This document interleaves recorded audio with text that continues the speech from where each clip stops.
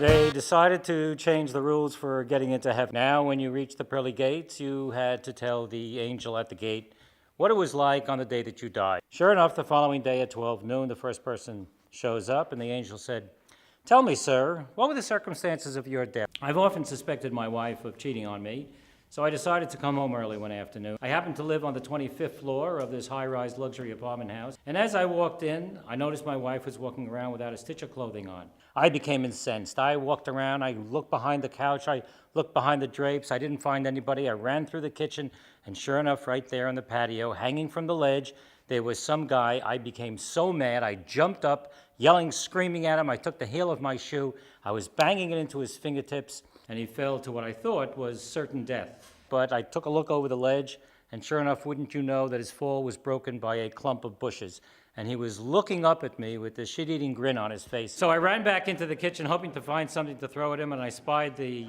refrigerator. I rolled it out, I pushed it across the terrace, picked it up, pushed it over the side.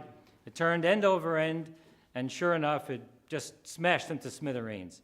Well, the whole event was just too much for me to take. I had a massive heart attack, and I died right there on the terrace. The angel listened to him, and he thought for a second. He said, "Well, that certainly sounds like a crime of passion.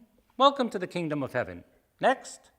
The next person showed up. He said, "Tell me, sir, what was it like on the day that you died?" "Well, I happened to be exercising in my apartment on this afternoon. I happened to live downtown on the 26th floor of this high-rise luxury apartment house.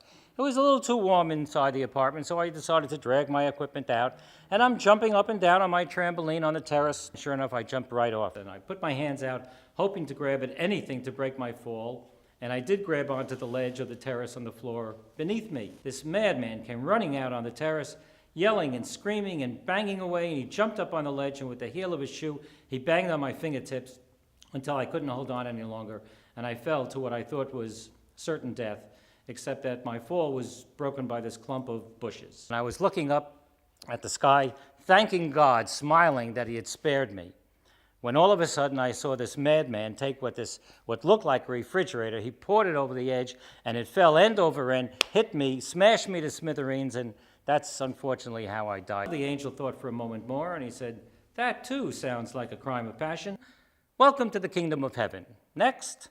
Next man shows up, and he says, "Tell me, sir, what was it like on the day that you died? What were the circumstances of your death?" And the gentleman looked him straight in the face, and he said, "Well, picture this. There I was hiding in this refrigerator."